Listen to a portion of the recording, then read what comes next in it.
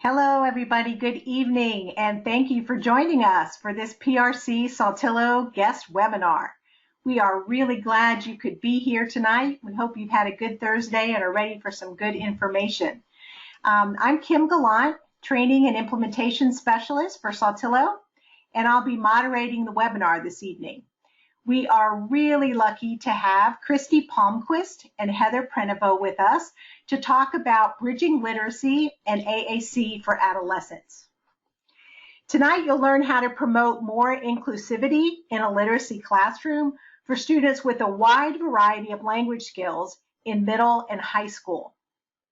Christy Palmquist has been an educator for 27 years, spending 19 years in special education classrooms and the past 8 years as a special education literacy intervention coach for St. Paul Public Schools in Minnesota. She has collaborated with colleagues in various departments to make literacy accessible for all students and improve the efficacy of literacy interventions. Heather Prenovo is currently a consultant for PRC Saltillo in Minnesota, Iowa, and Wisconsin. She was a school SLP in Minnesota for 17 years and enjoys collaborating with middle and high school literacy classrooms to improve the integration of AAC into literacy instruction. And she gets a special shout out because she agreed to do this webinar on her birthday. Happy birthday, Heather. A little bit of housekeeping items before Christy and Heather get started. First of all, if you're having audio troubles, please contact Log Me In at the number that's on your screen. And for materials, look in the handout section of your toolbar. A feedback survey will pop up as you leave the webinar, and we would really appreciate your input. About an hour after the webinar, you'll receive a follow-up email that contains the ASHA forms, tonight's handout, and a certificate of attendance for those of you not using the ASHA CE registry. If you have questions for Christy and Heather during the presentation, please type them into the chat window that's found in your toolbar. They will address as many as time allows at the end of their presentation. To receive ASHA credit for your participation today, please download the ASHA form and instructions from the materials section of your toolbar. Remember to put today's date on your form because we use that date to identify the correct course number. You must remain on the line for the duration of the webinar to receive CEUs. Again, welcome Christy and Heather. We appreciate you being here tonight to share your knowledge and expertise with us, and I'm going to let you take it away. Thank you, Kim. Hi, I'm Heather Prenovo. Just some presenter disclosures. I am an employee owner of PRC Saltillo. And my non-financial disclosures, I'm an ASHA member and an ASHA SIG 12 member. I'm Christy Palmquist, and I have no financial disclosures, and I have no non-financial disclosures. I'm just really excited to be here, so thanks for allowing me to join you. All right, we are going to get started. Our objectives for the evening, as you can see on the screen, we're going to define and utilize visual supports to teach and support literacy skills, identify target skills from text comprehension to foundational phonemic awareness skills that your students should be developing, incorporating AAC skills across all literacy skills, and then make connections between verbal expression and written expression skills within the literacy framework. So first, a little bit of background. You're going to find throughout the presentation that we're pretty visual. Pictures generate meaning for us. So Heather and I began working together on these particular topics about 4 years ago. At the time, St. Paul Public Schools was using the Fusion Reading Curriculum for special ed literacy intervention at the secondary level, and teachers and students really liked it. We were getting some good results, but upon a deeper dive in the data, we looked and we saw that certain populations weren't growing at the same rate, particularly our speech language students and our students who were English language learners. So knowing that, I reached out to Heather and another SLP in the district for their input. and said, what am I missing? What do we need to add? And so that was kind of the start of our journey of what we've been doing for the last 4 years and kind of what's reflected in this presentation. So fusion reading, I just want to show you this. This is the one and only time I'm going to reference this, but I'm referencing it because it's the jumping off point for us. And so I want you to understand about fusion is that it is a comprehensive literacy intervention. And when we talk about that in just a minute, we'll talk about what it means to be a comprehensive literacy intervention. But you can see that really the program is made up of several strategies that are predictable in their instruction and can easily be generalized across content areas. And when we first started looking into it, since it is for struggling readers, one thing we noticed is that we need to have more visual supports for our language kiddos, and that is where a lot of our adaptations have come from. So a lot of the research has talked about what it means to be a comprehensive reading intervention or literacy intervention. And many of these components also align with the 5 pillars of reading that we use in St. Paul. Tonight, we're just going to reference the components that appear most frequently in the research. The first is vocabulary. That means word parts and affixes. The second part is decoding and word attack phonemic awareness skills. It's kind of, I'm lumping them all together. We know that they're 3 separate components, but it all falls into that foundational skill. Fluency always is important, and obviously comprehension. Comprehension is the end goal of why we want to teach the strategies. But underlying all of this and weaving through every element is that student motivation. And so part of what we did and continue to do is tweak how do we increase that motivation with our students. And we're going to show you kind of how we do that with our choice of resources and our choice of activities and things like that. Another piece that we liked about Fusion and that some really good comprehensive literacy programs incorporate is the connection between language and literacy. They go hand in hand. And the graphic on the right of your screen is from the Handbook of Language and Literacy Development and Disorders by Stone, Silman, Aaron, and Wallach. And it just kind of really hits home that language is the basis, that we start building those skills, and that builds strategies. We get to subject matter and we get to higher order thinking. And so we really need to make sure for literacy, if their language skills are lacking, we need to build those along the way as well. And looking at the image on the left, think of the pasta as the language skills. It's the foundation for everything else. And what you put on top of it can vary, and the degree, the amount of sauce that you put on top of the spaghetti can vary, but it all is layered, just like with the skills and the strategies and the things. It's just a different way of thinking it, but it just really helps us to see that, and then the next slide too, that everything is woven and intertwined. You know, you really don't tackle things in isolation. If we're looking at a comprehensive reading intervention, we're talking about the different elements just kind of weaving in and out of every part that you're doing. And as well as the weaving together, not attacking skills in isolation as we go along. We found that it's best to do multiple skills in the same activities so that you're not just drilling and killing. So we know that there are lots of different students in your classrooms. It'd be really, really easy if every student in your classroom had exactly the same needs. That'd make teaching a whole lot easier. But we realize that doesn't happen. And so we need to think about and really take an honest inventory about what kind of students are in front of us. Are they the students who don't need any tech skills or low tech needs? Are there students that need a little bit of tech support, or are there students that need a lot of tech support? And just always have that in the forefront of your mind. Who are you thinking of? Sometimes when we do this, we talk about taking time to have this visual and listing your students underneath each category so that it's not just, oh, if I need to do this, it's, no, this particular group is going to need this, and then I need to do this for these students. So really being specific and intentional about how we're planning. And when we look at a continuum of need, we also want to be thinking about our continuum of supports.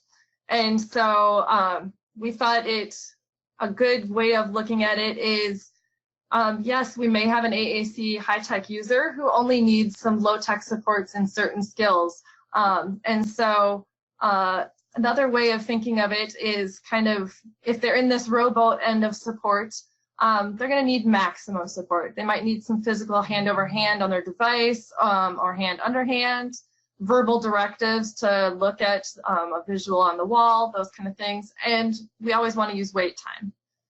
Maybe they're just kind of the life preserver, life jacket. They need that moderate level of support to meet our literacy goals. Then maybe it's just the verbal directives, some visual cues that are out and about, and again, that wait time. If we're getting into a little bit more independence, minimal support, we might be down to just using the visual cues, increasing some wait time, bringing that down, and then we want to get to where they're mostly independent. We might have checklists or visual cues out and available, but they don't need us to always remind them to use it. And we still will give them wait time when we're giving directions.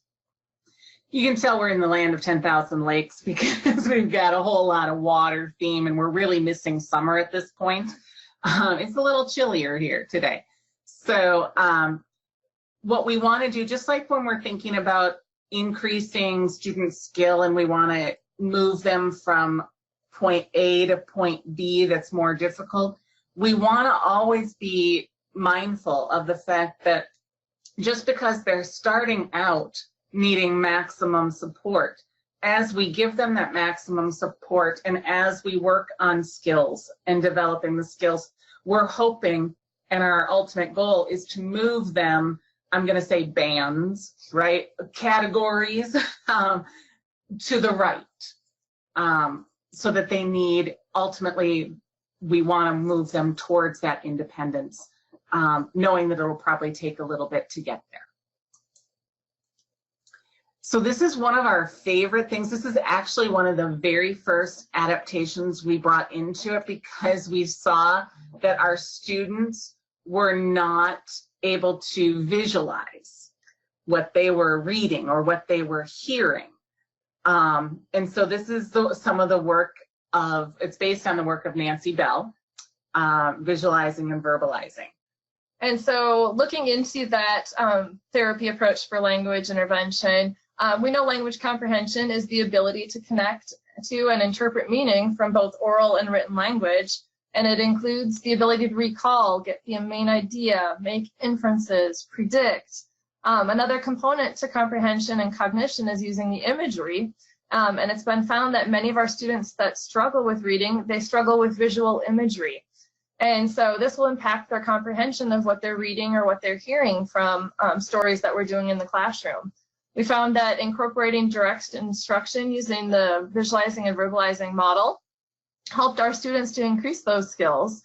We're going to give a brief overview of Nancy Bell's visualizing and verbalizing and how we modified it to use it in our fusion classrooms in St. Paul. But please do look at her curriculum for more in-depth information. So on the screen right now is the modification that we made. So she uses cues to help build visualizing skills and imagery skills. And so I created a low-tech visual support that all our students were using, and starting with the main idea, the what of things.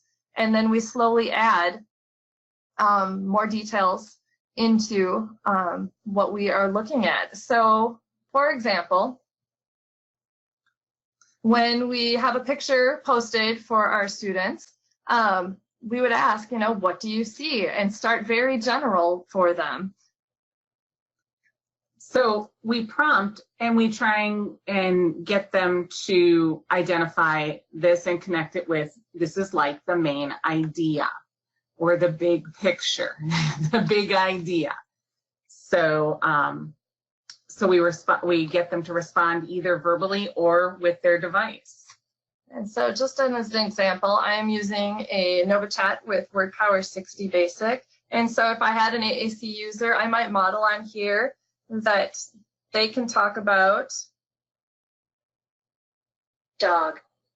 And that could be their contribution to start out in our visualizing and verbalizing.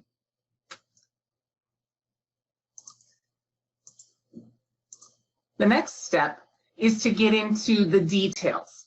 And what we talk about is all of these are describers.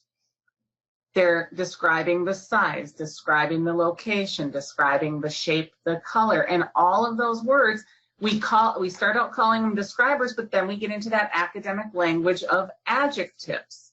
And we do that because we want to make that connection for them when they're engaging in writing. So we'll start out by teaching them using just the simple language, but we quickly bridge to the academic language so that they have that frame of reference. And when they hear that in another section of class or in another classroom, they'll understand, oh, I know what that is. And from a language standpoint, when we start building, we can prompt with questions. Tell me what colors do you see? How big is the dog? What color is the ball? Where do you think he is? My favorite is always trying to do the when, especially with all the seasons we have up in the Midwest here. And so really talking about seasons, like when do you think this is happening? And also just a reminder as we start going through this to start tying into the text. When they say, oh, it's summertime, I would then prompt with, well, what in the picture tells you that it's summertime? And again, since we're in Minnesota, they're all going to yell out, there's no snow. So starting to build their ability to cite evidence from a picture, and then we're moving to text ultimately. But that way it builds their confidence and the ability to answer those why questions, like, why do you say that? Why do you think that? Really a powerful tool. Yeah, and what's really nice is this makes for a really easy way to practice expanding those utterances on the device because they have all the categories that you can incorporate. So just as an example, again, if I have dog, I can now add brown. The dog is brown. And slowly build on that. Or if they only gave me dog, I can now model dog, brown, or move from dog, brown dog, and go to ball, and maybe even play. So we can slowly expand for them and model that expansion for them as well. I will say the students that do this view this as a game. They really don't see it as a chore to do. And this was by far, I think, our best decision to start with this as our first step away, our first adaptation, because it was easy for teachers to incorporate. It was easy for me as a non-SLP person to latch on to this and understand my objective and then go from there. So it's great to start off with the picture and being very concrete because we always need to start concretely and move to the more abstract. Concrete picture, abstract text, word. So there's a reason why we read picture books to young children and babies. But what you need to know is that's not the ending point. You ultimately want to get to a point where you're able to do this process just with text. And knowing, how do you know when you're ready to move on, when the students are ready to move on? So if they're doing the pictures, ask yourself, based on an assessment, based on your observation, do they understand this? If the answer is yes, then move on to a simple noun like key or move on to a noun phrase like old key. And what is that going to be? How will that change the description? How will that change the appearance? What are they visualizing to help them not just see, like Heather told me one time, well, I see a K and an E, and I went, no, that's not what we're talking about. When you're reading the word key, what are you picturing? And being able to make that transition can be hard. And so it might be that cycle that you have to go back. Oh, okay, not quite. Thought they were there, not quite ready. Let's go back, or let's model. Oftentimes we would kind of start maybe with a couple pictures and then move back into our single word phase just to get that comfort level built up again. And another key piece of it was if they are doing the I see a K, I see an E, to then, yep, those are the sounds of the letters and the letters we see. Let's close our eyes. And if I said the word key, now what is it you picture? And oftentimes they will be very hesitant to try to describe anything for that fear of being wrong. And so starting with just some basic nouns, objects that they all know, like a key or a door or a book, that or it can be errorless because there's no right or wrong answer. And just asking, again, giving them those prompts, is it a big car or a little car? Will help move them. And then when they are feeling a little bit comfortable, now how is that different if I say old key? How is that different from the key you were describing? You said it was shiny. Would an old key be shiny? And make that comparison for them as you go along. And again, you might have to kind of go back and forth. Some days they might do really great with phrases, and the next day you try it and they're just not there, and you have to jump back and do a couple pictures. But the idea to keep moving them forward. And it's really fun to watch as they progress through that. We won't do it justice in this short time, but again, as you want to start building, we did some visual supports based on the prompts and recommendations that Nancy Bell puts in her Visualizing and Verbalizing on how do you visualize the sentence. And so read the sentence. What do those words make you picture? Because by this point, they are starting to picture words in their head. And then really break it down. What are you picturing for the noun in the sentence? And then what are you picturing for the verb or the action? Starting to talk about those adjectives again, and if there's any other details. And then you slowly add multiple sentences. So for instance, if I have a passage that says, the sea otter swims in cold icy seas, I'd start with that single sentence. Okay, what are you picturing for that? What do you picture for the noun, which is the otter? What does he look like? What do you picture for him swimming? Ooh, it says cold. What am I picturing for a cold and icy sea? And you slowly release that into them being able to do more sentences at a time. As you're going through this, you noticed on the previous slide when we had what are you picturing for the nouns, what are you picturing for the verbs, you saw that we also had some color coding, and we'll talk about it more when we get into the writing. But think about that in terms of students who are using their communication devices. Connect your visuals on the prompting to the visuals that are on their communication device so that they're able to go, oh, it's this kind of word, or I can find it here. And we'll talk about more of that and the impact that that has when we talk about writing. But just remember that just because we're using those colors, if you've got a different system that uses different colors, change so that they're consistent. And then, excuse me, we still want to be always expanding upon what they're giving us. We know that our students come at us at all different levels of verbal expression and AAC expression. And so take them where they're at and then slowly add on. So like on the instance with the describing the dog, I went from just maybe the student gave me dog, I can model dog brown. If they did give me dog brown, dog brown play.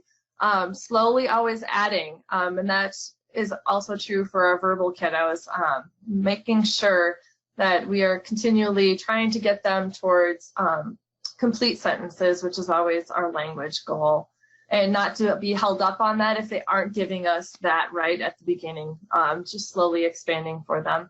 That's exactly it. And even if they're just giving you single words or a couple word phrase, when you're repeating it back, you're putting it in that complete sentence. So they're getting the sense that, yes, their idea is correct, and here's how you clearly, completely communicate that idea. Also remember that we're modeling in the same way, in the same manner that our students are expressing. So if they're expressing their thoughts and ideas using a device, we're going to model. Maybe we've got a screenshot poster of their device, and we're modeling where we would tap to get to the utterances that they're using, or tapping how we would ask the question.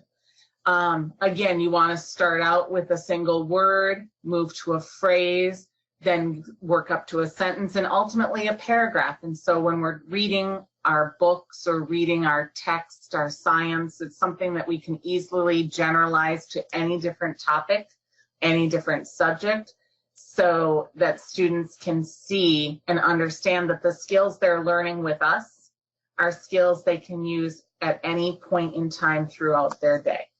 And just as another reference point, so with the visualizing and verbalizing, we started that as a warm-up, but then we would build on the books that we were reading in class, and we'd pause and use those visualizing and verbalizing skills to talk about what was happening in the book. So being able to tie that in later with other activities is a huge piece. That again, it's not just an isolation thing. Now we're going to actually use it in our reading comprehension. So if we're reading Captain Underpants, we're going to stop and, okay, what do you think he looks like, or what was he doing? Because there maybe wasn't a picture on this page. So what's the picture in your head for what just happened, so that they can see where it ties in. It's big piece is we just have to explicitly show them where these things, where these skills come in during reading, which brings us to thinking reading. This is so fun, but this is not your typical read aloud. I'm of a generation where we would come in from recess and we would have, okay, the teacher's going to quiet us down and get us centered again for thinking about school by reading from a book. And it was great. It was a great quiet time, great relaxing time. But that is not what thinking reading is. Thinking reading really is the act of being aware of your understanding as you read a text or listen to a text. It's the metacognitive work that happens with proficient readers, with good readers, that struggling readers don't know that should happen. They just are not aware that this should be happening because they don't have anyone modeling that for them. So if we give them the structures and supports to help them be aware and understand the process, then they can start taking more of that on themselves. And we do that by having a lot of sentence starters and not questions. We're not asking comprehension questions. We're commenting.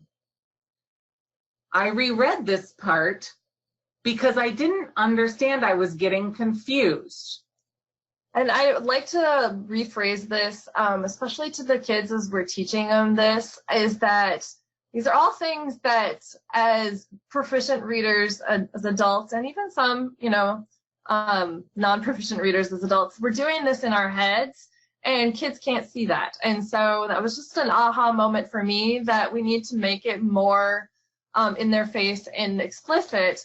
And so we talk about, okay, so this is what's going through my head when I'm reading a story. I got to this part and now I go, oh, I wonder why he did that.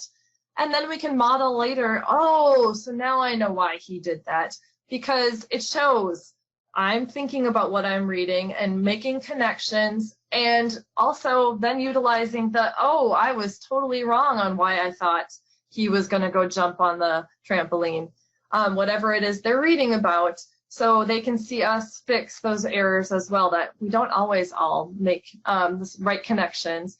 And so when we first started with Fusion, these were all just a checklist of words. And so we added visual supports for our kiddos to be able to utilize these. You can, assign students to do a certain think aloud sentence starter, and that way you can be in charge of, these students might do better with this versus this. A lot of kids struggle with being able to tell you they're confused, and so you might need to work up to that.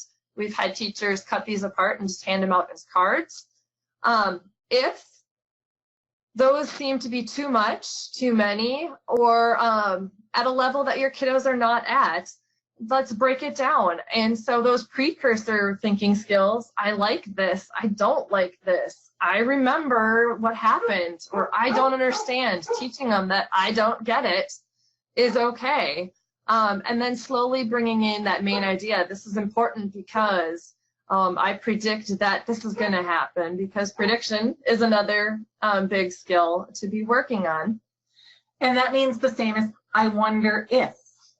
So really, Heather, the most important thing to remember here, or the most important part, is that we're commenting and making what's happening inside our brains visible for students. We're being explicit in our teaching and helping them get to this point. To make those connections. So for example, as the screen loads for you here, we like to use texts that are already being used in the classroom. And so being that we're looking at adolescents, they should be reading the same kinds of texts that their peers are. And so when we started doing Fusion, they were reading chapter books and fiction novels right alongside their peers. And because it's being read to them, they can follow along.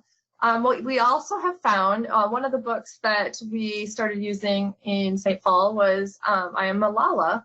Well, there are modified versions of that available. And so we can take that text and break it down into easier for them to look at and talk about if it's needed, but always go aiming for high expectations. Let them participate. I've had great success with the kids just being able to pick out a couple things. So again, if you scaffold the right supports in there, give them the right prompts, model on their device, they can help participate. So this passage, we're going to read it real quickly and then model how you might engage in some thinking reading. So it starts at the top of the page. Fazlullah's men carried out most of their attacks at night, especially the destruction of schools. In 2008 alone, the Taliban attacked 200 schools. Every morning before I rounded the corner on the way to the Kashal school, I closed my eyes and said a prayer, afraid to open them in case the school had been reduced to rubble overnight. This was what terrorism felt like. You know, this makes me think when she said every morning before I rounded the corner, I closed my eyes and said a prayer that afraid to open them in case the school had been reduced to rubble overnight. This makes me think that this has happened before, that it's not just this particular day that she's concerned about it, but it's something that happens over and over. One night when a blast hit especially close to our home, I went to my father's side. Are you scared now? I asked. At night, our fear is strong, Jenny, he said, but in the morning, in the light, we find our courage again. And to demonstrate how we might do this on a device, we might at this level just be talking about I feel. And so I feel scared. Yeah, and this reminds me how when I feel scared, I often go to my parents to look for some comfort. It seems like Malala was doing the same thing when she feels scared. Another way that they can participate or that we can model is just even doing No. Like. And just being able to say, no, I don't like that. That's scary. And incorporate take their feelings and make it meaningful for them, help them connect with the text.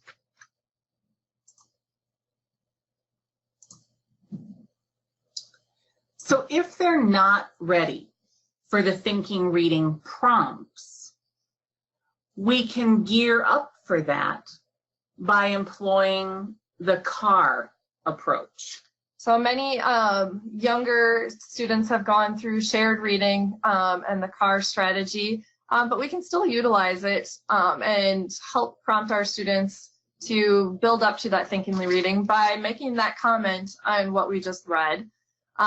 Give a pause if they want to interject something, and give them enough time if they are on a device that they can formulate a thought to talk to you about it.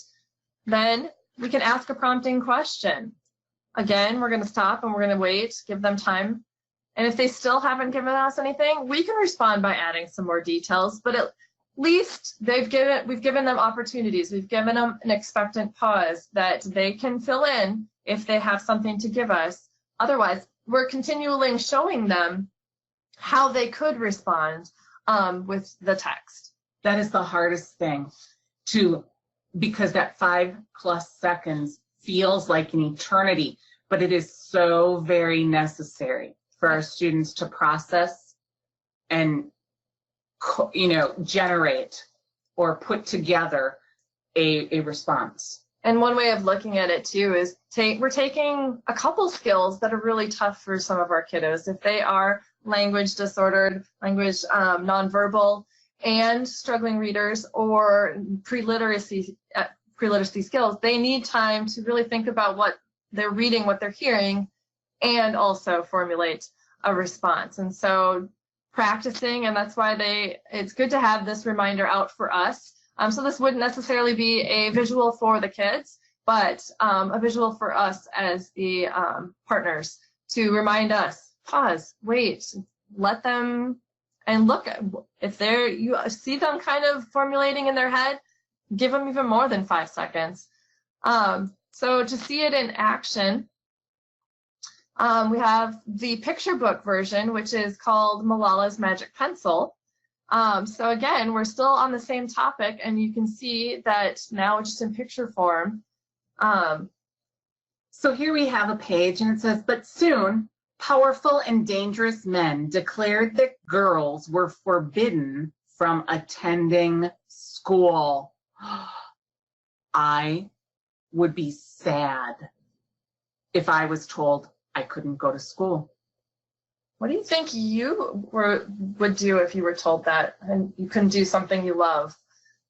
And bringing it to, into experiences, and if you know of an experience that they've been told no, they couldn't do, making that connection again so they can interact with the text. So really, again, we're starting out with the high expectation of engaging in the thinking reading, but if you're reading your students and recognizing that they're giving you crickets and it's really uncomfortable, slide into the car and start making a comment or asking a question,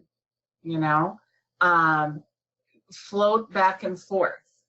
There's nothing wrong with that. Again, the ultimate goal is to get them to be making the comments, but if we need to start with the answering the question, we can do that as well. We want to get them engaged with the text. And if that's still just not enough support, so if we need to get towards that lifeboat, using the crowd or putting the crowd in the car. And so again, this just adds a few more steps to the CAR strategy. So leave a blank at the end of your sentence for them to fill in. So if I was saying, oh, I would feel really, and let them fill in sad, scared, whatever emotion was going on in the picture or the story. Ask questions about what just happened. So kind of doing that recall piece of it. Ask questions that don't have a specific answer, using those open-ended questions. Regarding maybe experiences that they might have had that are similar, focusing on 1 or 2 WH questions for that particular purpose of reading that day, and that are supported in the picture. So they have that visual support that they can refer back to and show them that they can refer to the picture to answer the question. and then ask questions that will bridge to their personal experiences. Again, we just want them engaged and interacting with text. Have those visual resources available. So if we're asking how would you feel, have that chart with the different faces. So even if they can't come up with the word, they can see which picture represents how they would feel, and then you can supply the language. So really having all kinds of scaffolding available. Think about it in terms of how much are you over planning? It's better to have too much than not enough. One question that we often get asked by teachers and SLPs alike, so where do we get the books? And that is one key piece to why we liked the Fusion framework is, yes, they have suggested books, but you can utilize whatever is available to you. You don't have to buy a specific curriculum of books. So as we progress through here, if you're using News to You in your classroom, use those articles, use the strategies of thinking reading to talk about Super Bowl Sunday, if that's the article. A lot of classrooms are using Reading A to Z, use that. ReadWorks has great differentiated articles, and so print out what you need for your level. So does Newsy LA. As the older students, these are current event topics, and so again, they can be like their peers. You can adjust it to reading levels. May not necessarily be down to their particular level, but you can scale it back to the big ideas.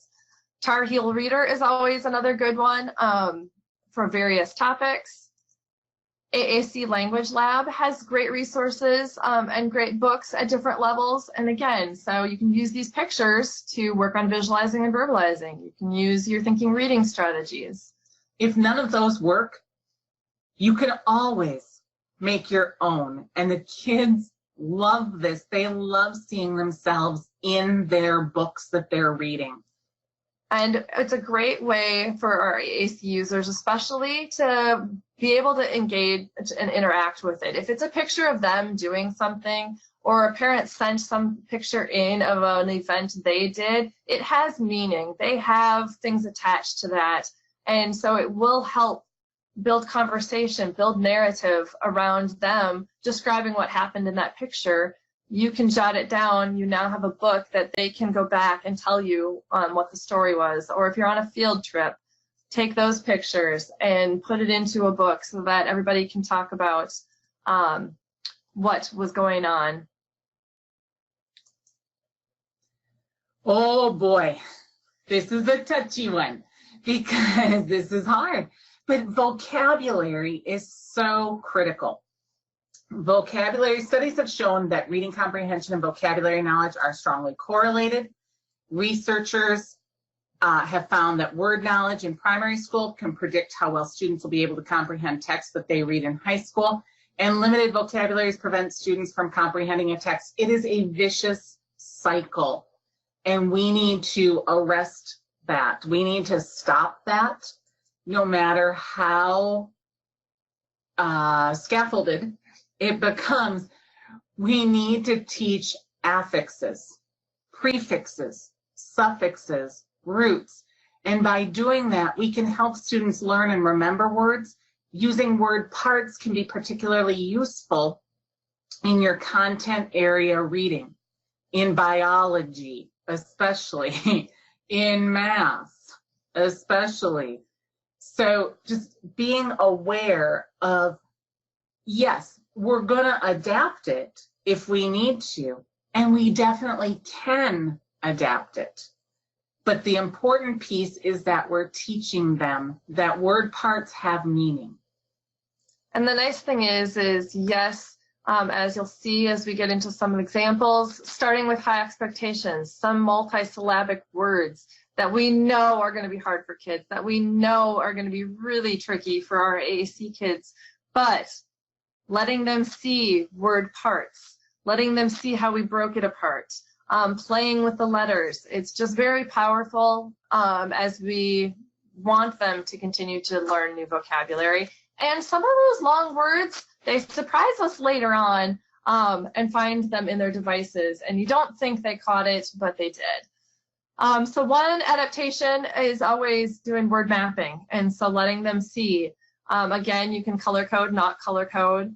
And I really, really, really love the fact that in this, we are having them make a guess, having them first try a definition, teaching them that those word parts have meaning, and if we take those parts or those meaning parts and maybe just kind of moosh them together, we might be really close to a definition that was in the dictionary. So it's just, again, here's this. If we took a word like irreversible, again, this is a huge word, but we put in a visual support. Oh my goodness, this car has irreversible damage. We talk about these synonyms like permanent and show that, okay, there are other words, and then you start digging into their vocabulary, start looking at their devices and see what words are close to what we're teaching them, because again, we're teaching them synonyms. So if they come across irreversible and somebody's talking about that, they might make the connection that, ooh, that is really bad. I know that was a bad thing that happened. If it's irreversible, it's broke. Any of those that are at their level that we can slowly build up. That's the key. You know, just like with visualizing and verbalizing, we started talking about the detail words as describers, as a way to enter in and then get up to the academic language of adjectives or adverbs. We're starting with the big academic language. We're giving them a visual to help them connect, and then we're helping them generate a synonym or another word that is their anchor point, their entrance point. Oh, that's that word that I know. A big word, an academic word, is this. To see how we would work with irreversible on a vocabulary word map, we break up the prefix ir and re, and we talk about that it means not, back, again. Those are all core words that we can be talking about on devices as well. So again, they might not have irreversible on their device. I'd be very surprised if they do. And we find these meaning parts that they can interact with. Turn is on their device. Fit, can be, those are on their device. Making a guess, so we could make a guess that, ooh, it can't be turned back. And the real definition, you're not able to be changed if it's irreversible. And again, I'm going to have many people say those are just way too hard for my students. And so then we say, all right, we can still work on roots and prefixes and suffixes. Let's just start with something smaller. So start with just the root view. View is the ability to see something. That's what we're going to tell them. And then we'll have a picture. And this, what are you doing? What is he doing? Oh, look, looking. All right, good. So that's where we're going to remember. We're going to remember look. Now we talk about pre. Oh, pre is something we do before. So if we say preview, oh, we look before. And I apologize for the light colored font on this one, but so we can fill in. And again, they might not be doing this on their own, and we'll show you some adaptations in a little bit, but they are starting to see those breakdowns. The view, this is how it looks. We'll fill in the meanings. And so again, just keep building up. Showing them examples in different contexts is always a great way. So preview can be, you know, that green screen you see at the movie before your movie starts. So we see it before. Another way of it, visualizing it for them, is making that combination. So we had view and pre in two different visuals. Now I can put them this plus this, give them another synonym or another phrase they might be aware of, sneak peek. Just any way that you can slowly release to them that we can build words that have more meaning. Just like that, we're going to stay with the same root, view. We could say re means again. And so review, oh, I'm going over my checklist again, or my list of things to do again. I'm looking at it again. And if you have these on cut apart cards, so view and re, we can swap out re for pre. Being able to have these pictures, can they match? So again, if they're not able to verbalize what it means, could they match the picture that we put for review with the word review and make that connection and show their comprehension? Also, if it works better to have them build the definition, check things over, checklist, that was always a good one. What are we looking at again? So what if those words are still too hard? And they may be. So the key thing is always, we want to expand our students' vocabulary knowledge and usage. And so I always say start high, and you can always scale back. Exposing them to words that they can use, as well as words that are just out of their reach. So yes, irreversible might be out of reach, but we can scaffold back. We can use preview in so many different contexts and in their world and their experiences. Review, same thing. So don't underestimate what they can do, but you know your students best, and you do know that if I'm putting the word irreversible in front of them, and even with scaffolding, it's just still too much. There are other ways to do it. Another thought is to use a modified vocabulary word mapping. Have them draw a picture, find the symbols, put that in. We just talked about this today at work with one of my teachers, where we just had the words on strips of paper, and so they were pre-cut, so you're just having them glue the word on there. We can talk about the guess, have the definition already printed, and then have 3 symbols or 2 symbols for them to pick from. Which of these symbols best represents that word to them, so that there's some choice and voice. And if they don't want any, but they do want to engage in drawing the picture, because some of them will, then that's okay too. So really adapting and making it less writing and more visual, but still working on developing vocabulary. And so my teachers are using this particular approach with the vocabulary from their unit plan, and they happen to be using Unique Learning, which is also the same company that does News to You, but they're using it with that to front load their vocabulary for the unit so that the students will have that anchoring their understanding. Another modification or adaptation is using chart paper. Use Post-its. Have them pick stuff up, fill in together. Another one that I loved that one of our staff did is in the picture symbol area, they gave them choices. Like, what would fill in for this? What could I reset? Like, testing that comprehension of the word again. It's just a great way to carry it over and use it in a new context. So if we were talking about resetting our iPads, we are all kind of really good at that, right? But what else do we have to do? After a storm, we had to reset. Do I have to reset my dog, my clock, or Reds? And let them choose. And so they can show that they've grasped the meaning outside of what we just taught them, because a lot of kids will do really well with just the way we taught them and that context only. So this is another great way to take it. And I love the separate Post-its for the root and the prefix. So it's just a great use of it. Another way to scaffold down is by using compound words. If that's where your students are entering in, then that's where we go.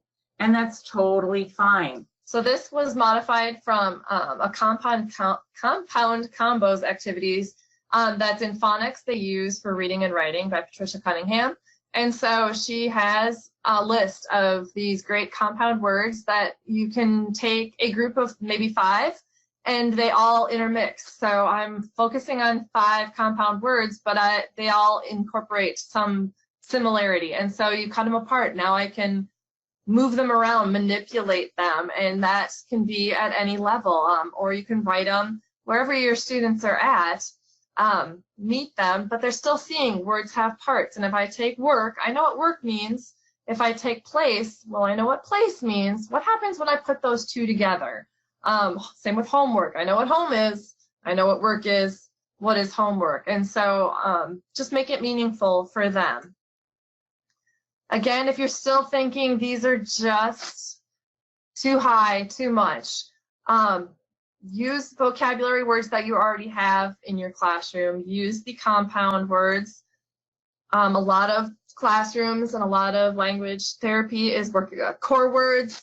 Use those. We'll talk a little bit later. There's a lot of overlap between core words and sight words. So you're, 2 birds with 1 stone. Here's another core word board that you might be using. Daily living and functional words. So again, from News to You or Unique Learning System, they already have these pre-done low-tech boards, and use some of those words and really talk about what is a washer, what is wash cycle, and make it meaningful. Maybe you're actually doing an activity where you get to do that, and so they can role play it and pantomime it. Whatever's going to work for your kids, but then making sure that we are making sure they comprehend it, interact with it, and use it in text later. So not just drilling vocab words, but now let's have a passage that has the word in it and that we can talk about. I know what that word means. And always remember that you have to have those words. It's not just do the word, teach the word, say the word, write it in a sentence, use it in a sentence, but it's post it in the room, because students will be looking for those around the room. Having that word wall really increases the odds that they'll continue to use the word consistently once you're done with that unit or once you're done teaching it. It's really essential for building that vocabulary. And if you're using symbols in your room, have the symbol with the word wall. I love coming in and seeing text words, symbol words. And if you've got multiple device users, find what's working for them and have it displayed. It can get a little too much sometimes, so find that balance and find that happy medium, but have them around. And they do start looking around and finding those words and go, oh yeah, I do remember what that word is. So yeah, remember literacy intervention. And writing really isn't addressed in a lot of literacy intervention curricula, but it is. Remember that basket and how everything in that basket is woven together? Kind of like that with writing. It is an essential piece in being able to communicate what you now understand or what you're trying to understand. And so really, you do have to address writing as well as reading if you're going to have an effective literacy intervention. And we know not all our students can write in the standard way of paper and pencil. So utilize what they have access to, utilize what they're able to use, whatever their motor skills. So having that, flexible idea of what alternative pencils are. If they're using their iPad and they can use that keyboard, great. If they're using a regular keyboard on a computer, great. Modified or adapted pencils and pens if they're doing fine motor. Utilize the keyboards within your communication device. Almost every device I know out there has a keyboard accessible, and there's a lot of discussion going back and forth between QWERTY keyboard and an alphabetic layout. I always say give them a shot at the QWERTY keyboard. We all have to, adapt to it at some point. Why not let them try it? So use what is available and use that to let them write. And yes, there is that back and forth of our communication devices are for verbal expression or how I express, but it can also be used for writing. A lot of them have capabilities to save documents, send to emails, send to Google Docs, whatever it is. so that it can be turned into writing, or they can tell us and we can jot it down as well. Just make sure that we're using some form of writing with our kiddos. It's really important to have that flexible definition or flexible understanding of what it means to produce writing. Just like it's important to have that flexible definition of text. Text can be pictures, it can be a video clip. Pixar makes some great shorts, and you can totally do some great visualizing and great prediction with that, or problem solution work with that. But having that flexible definition of text, that means that it does not have to be words on a page to be considered text. The memes all over the internet, that's text. You're making a whole lot of inferences about something by those pictures. Have that same respect and flexibility when we're talking about writing. And we want to refer back to, again, our kids are on a continuum of needs on what they need to learn, where they're at with their writing and their skills. And so then that also means we need to refer back to what kind of supports can we give them, what do we provide to them to get them to be able to write. Because if we ask them to write a 5-paragraph paper, they're all going to, probably have a mutiny. But we can get them there. We can start with baby steps and bring them up. We can start in our rowboat and guide them. They may not get to our 5-paragraph essay. That's okay. But we want to continue to move them up in their abilities.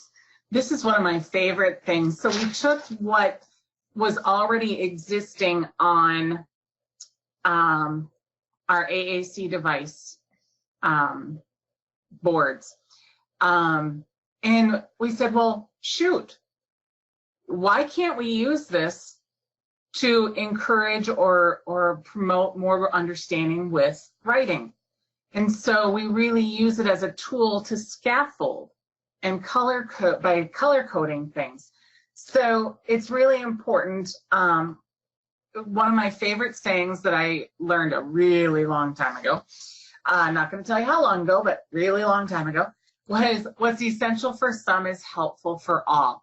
That color coding and those communication devices are essential for some, but they can be helpful for everyone. And think about how you're developing or how you're gaining a better understanding of what it means to write a complete sentence, or write a sentence that is more descriptive.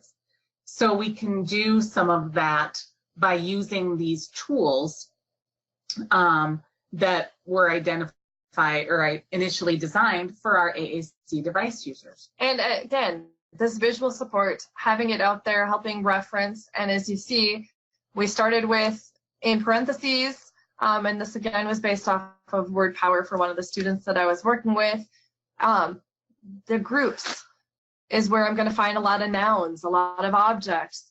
Pronouns are going to be yellow. They're going to be my people. Actions are my verbs. They're green, and so on and so forth. And so, but we're going to still refer back to that academic vocabulary. Hey, your groups, those are nouns. Those are all those things we're talking about. Those people, hey, those are pronouns. That's our I, our we, she, and making that connection for them. I've used this with verbal kids and nonverbal kids to help, like Christy said, build those complete sentences. And I used it on this screen where we gave blanks. So let's start with building just a basic sentence. And if they can fill in the blank, great. If they need guidance, they need a word bank, they need a symbol bank, but have some yellow words. So the dog ran. How can I make that more descriptive?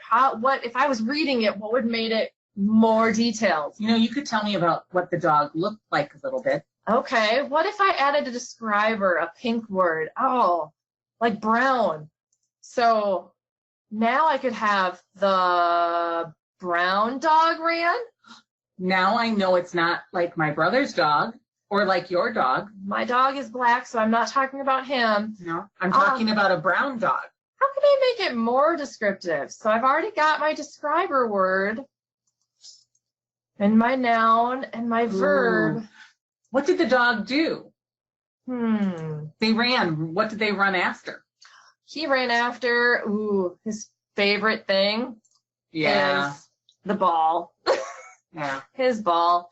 So again, we want to keep expanding. And so, probably preaching to the choir, but start with where they're at. If they only can give you a dog, what did the dog do? Those little prompting questions, and now show them how to write that, or model writing it, or show them on their device how now look at this as a sentence, because I did the dog ran. Yeah. And what's really nice is that when you're talking about editing for writing, that color coding can be a great tool to give them support around how they need to fix their writing. Oh, you want me to include this kind of word, or tell me more about this, or this isn't a complete sentence, it's missing something, what is it missing? And give them the color coding to help them do that. And again, we're always scaffolding. If they can only give us a single word, great. Now can you give us a phrase? Now can you write a complete sentence? Now let's build that and combine those sentences and organize those sentences in a way that they create a meaningful paragraph or multiple paragraphs. You can just take that and take that further and further. So really, again, you're going to see that we never want to stay stuck where they are. That's not our ending point. And so that, well, what if this is still too much? A lot of elementary and middle school classrooms have been doing predictable chart writing. So this is a picture and an example from Dr. Karen Erickson's website, Literacy for All Instruction. And again, so let's do it as a classroom. Let's start with a sentence starter, and there's nothing wrong with giving them sentence starters, and we fill in the blank. It shows them what the complete sentence is going to look like. Break them up, cut them up, reconstruct sentences. It's just a great way. It can be the same. My favorite toy is, I like any of those starters, they can all participate with. Or if you're using text that you're talking about, use predictable chart writing to talk about the text, and maybe they're all recalling something different from the text. You can do that. This is one of my favorites. If they're not ready to interact with traditional text, give them those symbols. I like, and then let them pick the symbol that represents what they like. Either way, they're interacting, they're sharing their thoughts, they're expressing their ideas. It's important that they be able to do that. So we need to provide multiple means for them to do that expression. And again, if they're using symbols to select their choice, we can still write on our predictable chart writing what their response was. So now they see the written form of swimming if they chose swim. If you're doing this with your thinking reading book, and think back to our example book, Malala's Magic Pencil, we can use the sentence frame, I remember, and then we can talk about what are the events in the story. And then once they have that, then you could work on sequencing their writing, their words, so that they can then get into the next topic that we're talking about, which is story retell. Well, and this is also a great precursor to annotation. And so again, our high schoolers are learning annotation. And so if you can use Post-it notes, if you can use, whatever they used, a symbol that we can stick to the page to help them. Again, if they're doing the I remember statements and we're building upon I remember this, I remember who this was, I remember this, now we can show them that those sentences combine into a summary. So we're building up. We're starting small and building, to the main core standard that we're aiming for. And like Christy said, our next topic then is retelling stories. Because we really want to tie everything together and really have students demonstrate that they're understanding what they read or what was read to them. And so as they show us with the retell, we'll be able to see where the continued gaps are, whether it's with visualizing and verbalizing and thinking, reading, with vocabulary and not understanding the text, or writing. And then we use that to guide in us in what we need to go back and work on or to continue to strengthen. And so like we said, we're doing this like holistic approach to it. We aren't just one day only doing vocabulary words. One day we're only doing some visualizing. We're only listening to reading. We can work on all these skills continuously, but when we get to some of the comprehension things and checks, now we know, okay, maybe I need to do more with some WH questions, or I need to do more with vocabulary development. You know, sometimes, I don't know how many of your schools use Avid in your buildings, but we use Avid in St. Paul. And so one of the things that they use is something called reading for the gist. And really, when I look at it and I'm looking, you're just asking the WH questions in a more structured or more in-depth manner, more complicated, more language heavy. I don't care how you say it. But if we can even adapt it to make it easier for them to pick up on what it is that they're asked to do, that's great. And then they can demonstrate their understanding and demonstrate that they're able to do the work that everybody else is. They just need it in maybe just a little bit different format. So another idea is to kind of create this framework or this template. And so if I fill in the blank on the right with who was in the story, John, what was he doing? Swimming. Where was he doing this? At the swimming pool. What was going to happen next? Then he got out and dried off. Now I can put this into a sentence. John is swimming at the swimming pool. Then he got out and dried off. So now we're slowly building that narrative. I can retell the story, but I broke it down into those simpler WH questions, but it shows them how this forms a sentence or a retell. If that is still not where your students are at, if it's still a little too much, go back to low tech and talk about beginning, middle, and end. If you have symbols, if you have sentences that they can, slide and manipulate into where these go, or their pictures. It's the nice thing with having technology available to us. If you've got iPads, have them snap pictures of the pages in the book, and now maybe you can print them and you can order them using apps that you can drag the pictures around and put them in order. I've seen classrooms use Pic Collage, because you can have your photo library and you can drag the pictures around, put them in order. What happened first? What happened next? Super easy, super inexpensive. And it's a great alternative that doesn't require them to be proficient writers. They can still engage and show you what they know without the labor-intensive look up at the screen, copy, look at the page, copy, which is just painful to watch. It is. I'm going to show an example of, with Saltillo's word power pages, you can use pages built into their device for this very thing. We'll toggle over to my device. And so I pre-set up on this page. So if I go into, it's on our groups page, it does not want to.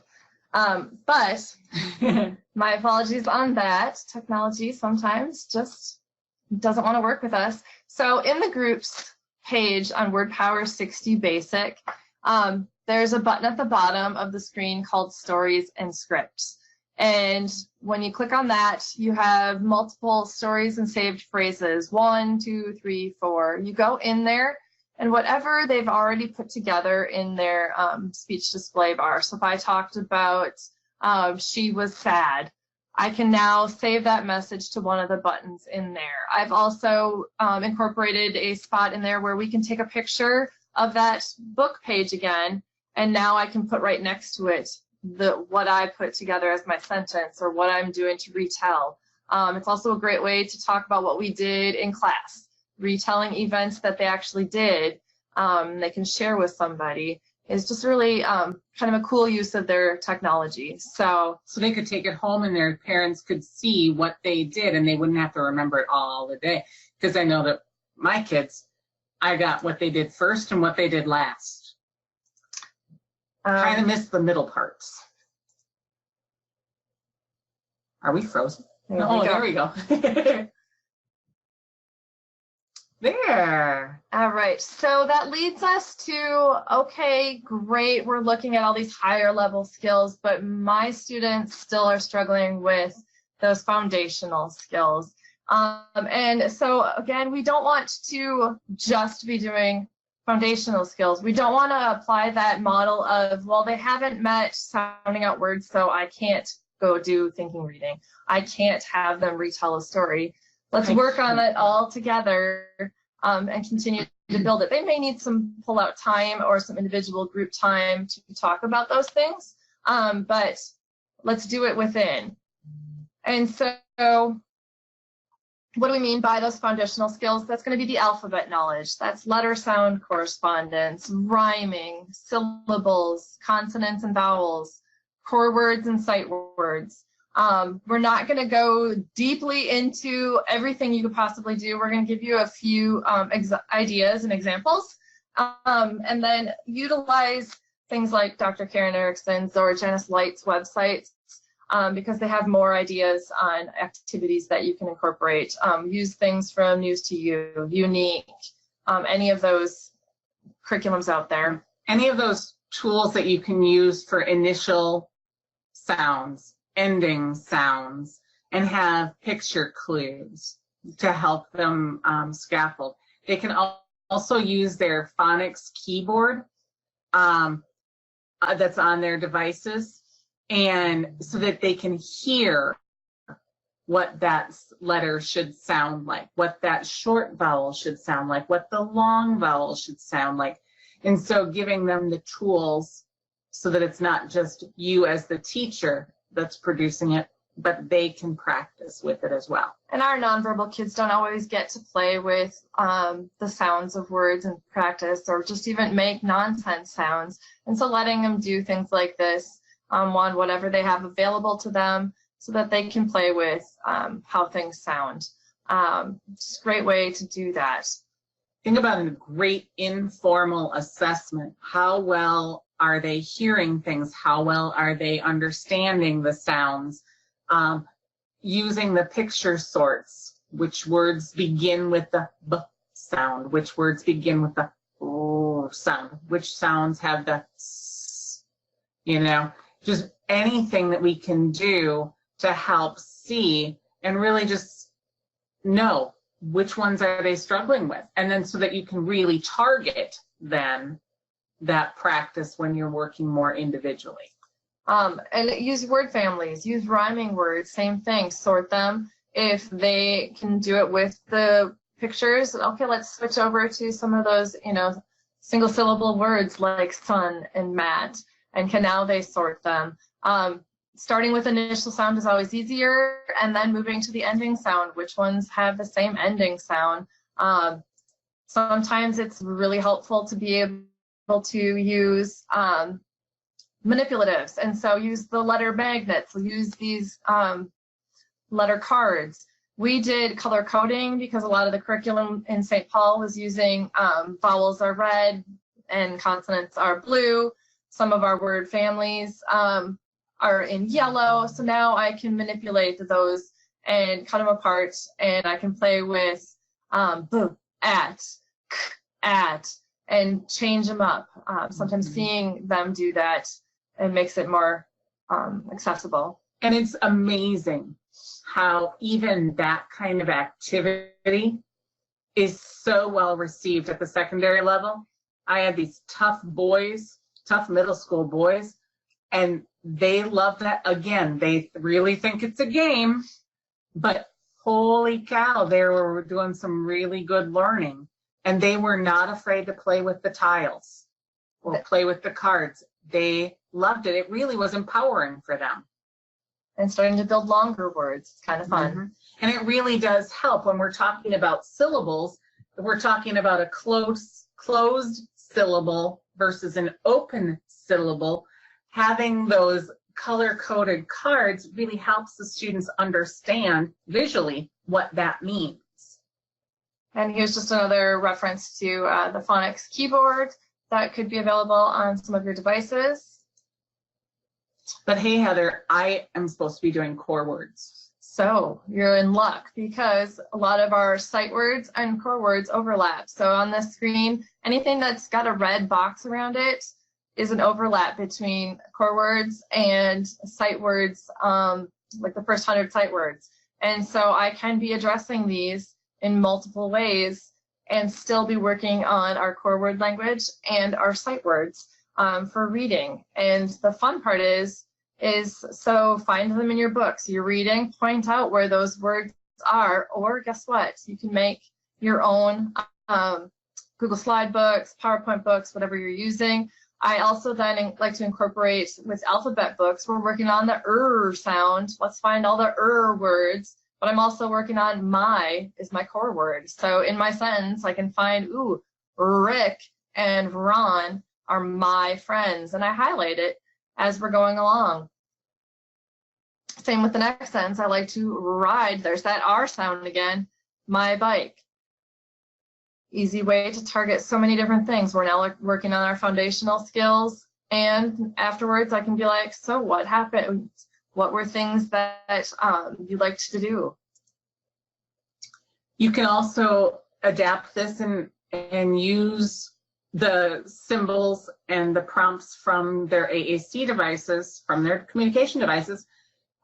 Same premise, but you're giving them the sequence that they would use in order to show what this says. So we're working on the core word of go. And I used our chat editor software available on saltillo.com, and I created with the word power 60 basic, how would they be able to formulate that sentence? And again, we don't want to get stuck on symbols during text, but sometimes it is helpful for them to see that they are able to do it. And then as they get comfortable, we take away the symbols, and now we're focusing on the text because literacy skills are around the text. And maybe we only incorporate just the core word from their device on that page to emphasize that versus an actual sequence. Yep. So again, playing with it, don't get stuck at one level. And don't represent every single word. You don't have to represent every single word. That's not necessary. These were short phrases that did get represented. Okay, so it's all well and good, but how do you know if it's having an impact on your students and their learning? And so really the importance of monitoring and assessing and reflecting on data is so important. So it's not just a once a year kind of thing, or just right before they do their annual IEP or any of those things. And so really we want to use some tools to help us. And one of the things that we like to use in St. Paul is the 4-box method. Here are my students, they're proficient and they made growth. Or they're not proficient, but they made growth. Are they proficient and are staying stagnant? Or are they not proficient and staying stagnant? Hopefully we don't have anybody on the right-hand side. Hopefully they're all on the left-hand side. Hopefully what we're doing is having an effect, an impact. But then if they're in that top left box, great. Give yourself a high five. Keep doing what we've been doing. If they're not proficient but making growth, again, what did the student make adequate growth? Are they moving towards? We don't expect that they're going to go from a pre-primer level to a on grade level reader in half a year or a year. We're not expecting that, especially at the secondary level where they're way delayed. But are they making growth? Are they making that gap closing growth? Are we making in a year's time at least 2 years growth or more? You know? And maybe it's just looking at, did we move skills Exactly. or less support needed? And so it's those really looking at all the pieces of it. If they went from not knowing any letter sounds to, 5 letter sounds, great. We're still not proficient, but we made that little baby step. So we know we are going to keep doing what we're doing and continue to accelerate. So just having that personal reflection, that professionalism that we all need to partake in to be able to say, okay, now looking at my continuum of need, where are my students? Who now needs what? Have some of the students moved in their needs? Do we have fewer kids that need some of the high tech or high levels of support? And so, even if it went from, okay, they started needing maximum support to participate in our activities, and now at the end of the school year, we are closer to maybe minimal support, those kind of things. That's great, and that does show growth, and we know that it's working. We just got to keep going and keep moving, and it's always slow. We know that with some of our kiddos. So with that, we will open up for questions. Here is some contact info if you're not able to stay online and do some questions. And then there are some things that will pop up after the webinar closes. We'll start looking at the chat window and answering any of the questions you might have. Okay, Christy and Heather, thank you so much for this wonderful presentation. And thanks to all of you for joining us today. We are going to take a few minutes to answer some questions, and Christy and Heather did say they will remain on the line afterwards for a few minutes to answer questions. So if you can stay with us for another 3 minutes to ensure that you're on for the entire time to receive CEUs, that'd be great. And let's go ahead and start with the first question.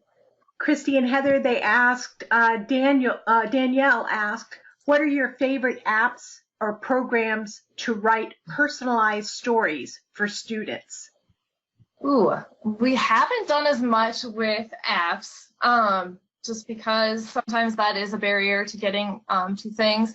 But I'm trying to, Storybook Creator, I believe is the name of the app, and that's a great one because you can incorporate text, voice recordings, and pictures, and so that's, I like OSnap. OSnap is a nice one too. Okay.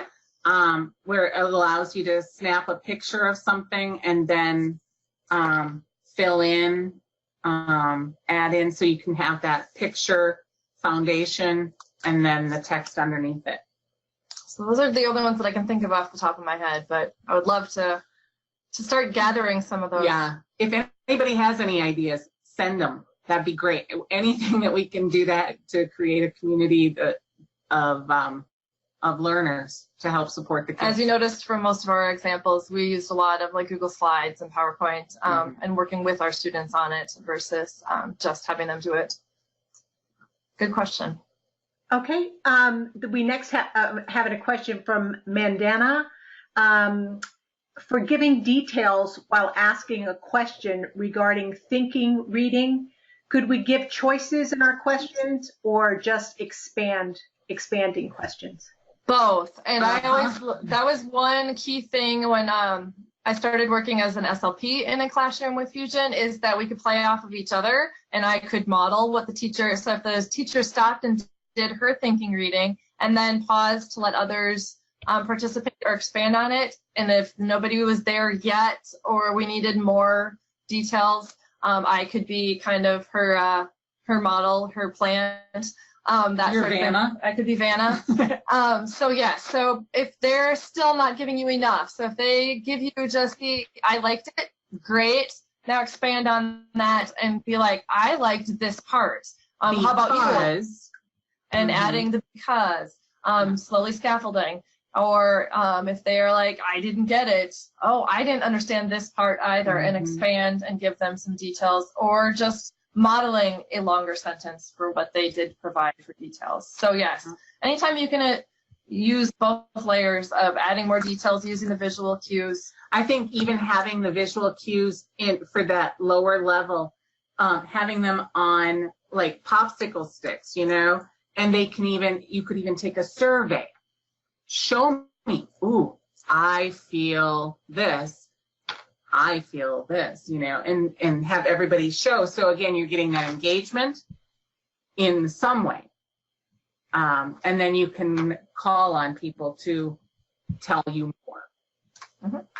Or you can model with your SLP how to do more, how to expand those utterances. Okay, great. It is 7:30, so for those of you who need to leave, please feel free. We have a couple more questions that we're going to address at this time. Thank you so much for joining us. And let's see, Heather and Christy, we have a question. What are your thoughts on the claim that AAC does not teach a child to read? Well, I always go back to the initial purpose of AAC and a device is for that expressive piece. However, we can use those, the words that pop up on there. I know there are settings that help, like within the Nova chat, where it will expand and just be the whole screen. And so we can be looking at the words and pointing to the words after they've created it. And so, in my opinion, it's a tool to access literacy. It's not necessarily teaching them reading on their device.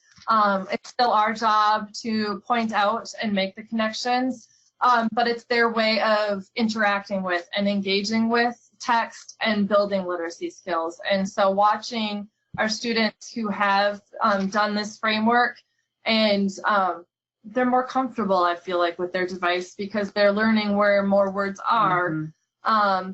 I think, too, one of the main points of thinking reading, and one of the very important pieces of interacting with text, is to have that one-to-one correspondence where you're pointing at the word and you're seeing the word, or you're having like, oh, when the author said this and calling it out, then it's giving them those clues.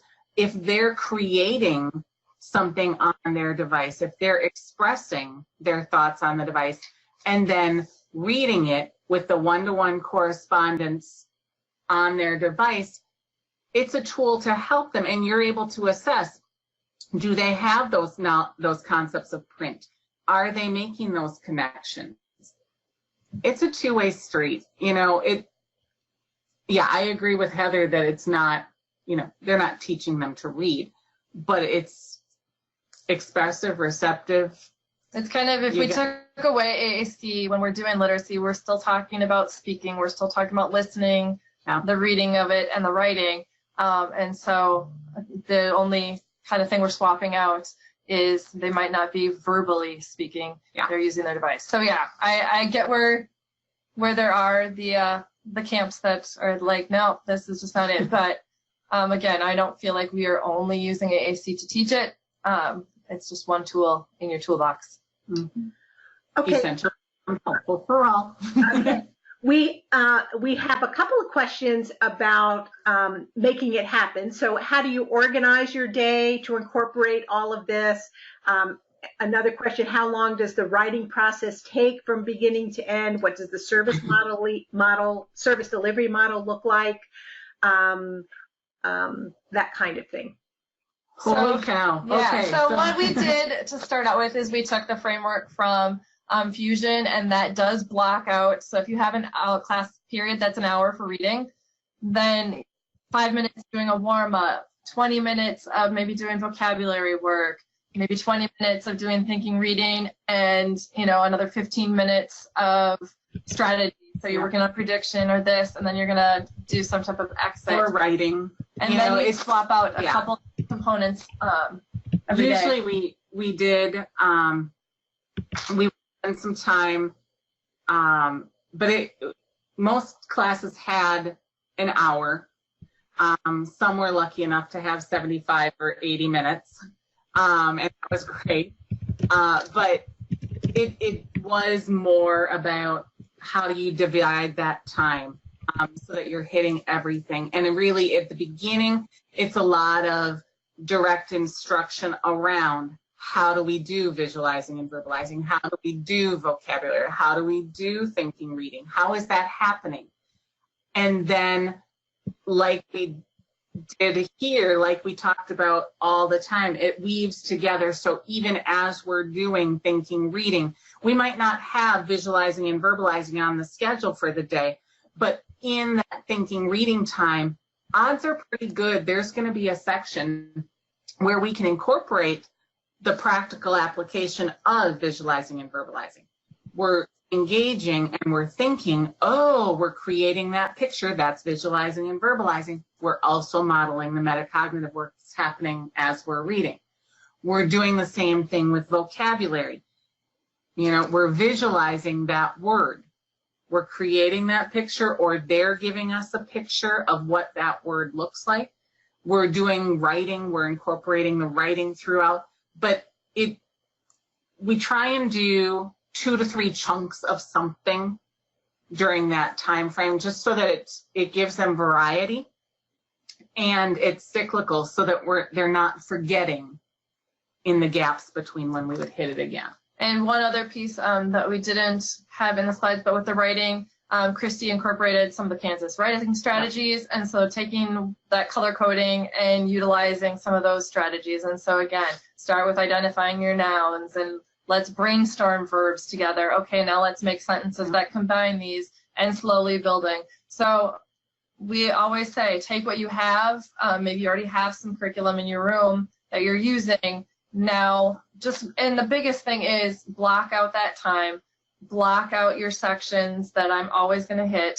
And like Christy said, cycle through doing it every day. That was kind of the bigger piece that was beneficial, I think, is that there is scheduled time to be working on these skills with our kids every day, because they've made it to middle school and high school struggling still. And especially our AAC kids who maybe not have had any real comprehensive curriculum around literacy, just exposure every day. You can incorporate the predictable chart writing or some kind of writing in their, like if they're in a program setting or a self-contained setting where they're using zones of regulation and they do their morning check-in. You know, I'm in the blue zone because I'm in the green zone because, you know, that kind of thing. Or good morning, I'm feeling, and they do that a lot just in any setting, just so that people are aware of how their day's going so far. But you can definitely incorporate that writing in there.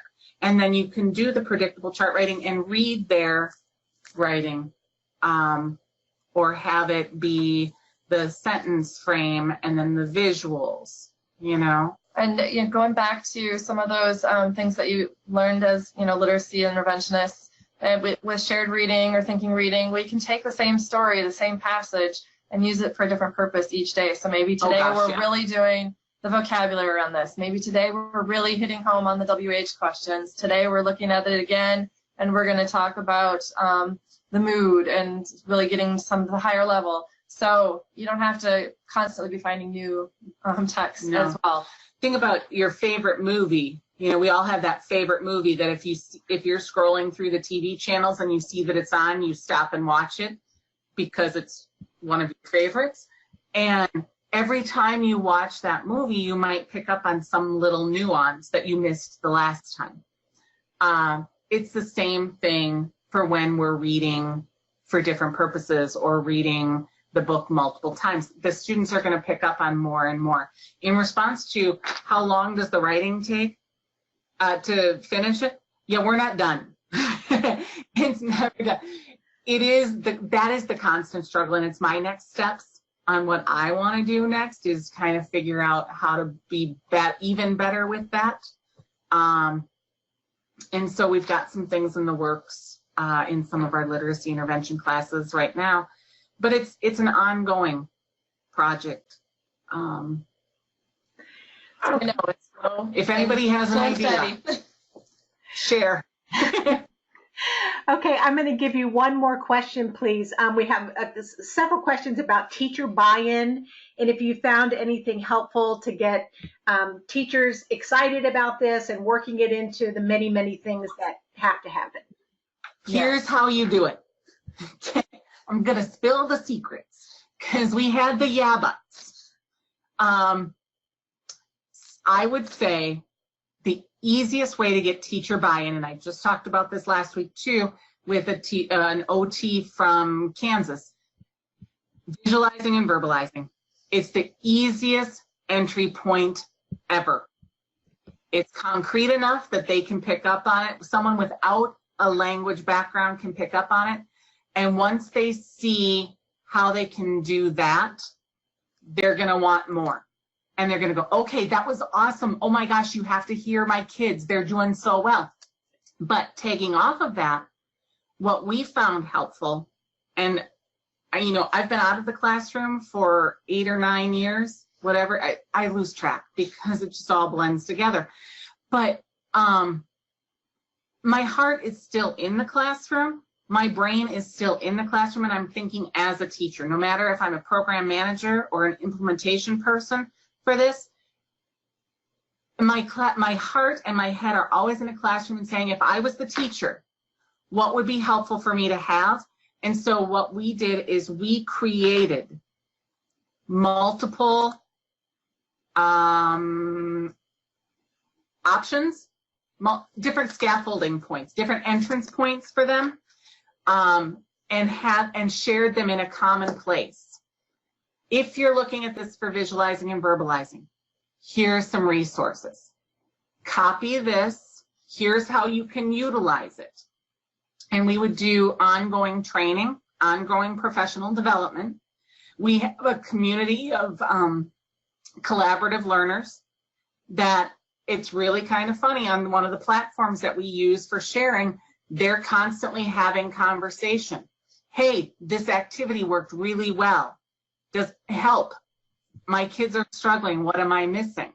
So having that set up so that they've got a community to rely on when you're not there. But I would say the entrance point, would you agree? I would say is that visualizing and verbalizing. Verbalizing, and then the really basic thinking reading. Yeah.